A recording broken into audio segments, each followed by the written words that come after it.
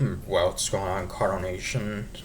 Well, a much needed win today and a solid come from behind win. We hang on and win in this one 5-4 over the Atlanta Braves as this was the final game before the All Star break.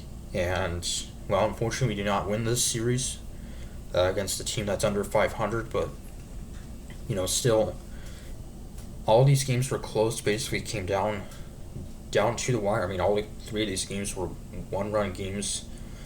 Really, I think wish we could have won Friday's game. We left so many runners on base, and then yesterday we came from behind but could not hang on to the lead.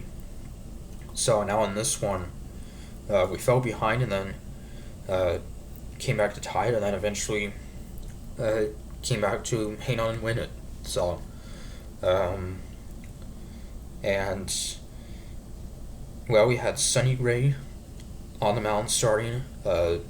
Sort of seemed like, at least in my opinion, kind of an all-star snub. Uh, as you look at his numbers, of course, he almost had that near perfect game a couple of starts ago uh, with his ERA not quite under 3, but is still having a very solid season. And Cardinals will take a 1-0 lead in the bottom of the second. An infield hit by Victor Scott II to put us up 1-0. Gray would retire the first 6 batters, actually the first 8 batters, before the Braves were tied up 1-1, RBI single by first baseman Matt Olson. That were tied up 1-1, and then a long rain delay, and so Sonny Gray was only able to go 3 innings due to a long rain delay. Uh, and yes, so he was only able to go 3 innings, so not qualify for the win. And then Steven Matz would come in and throw an inning and third scoreless, or sorry, not inning and third scoreless. He gave up a run. The Braves would take a 3-1 lead as Matt Olson with a 2-run single to make it 3-1 Atlanta. And then there was a long delay after that, so total 4 hours of rain delay. Game started at 1:15, and then there was a second delay, and then it didn't start again until like 6:30, I think. So down 3-1, Gordon Graceffo on the mound. We would tie it up 3-3. Wills Contreras with a 2-run double to tie it up 3-3, scoring Alec Burleson and Victor Scott. And then the bottom of the 6th, we would take a 5-3 lead on the first home run of the season, and actually the first major league home run for left fielder Jose Fermin. Jose Firmino got the start in left field. Lars Nootbaar was placed on the IL with a hamstring strain, I believe.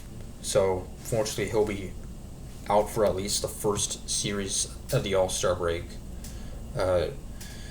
And Ivan Herrera was activated and came back, started as the DH, his first game in about 3 weeks.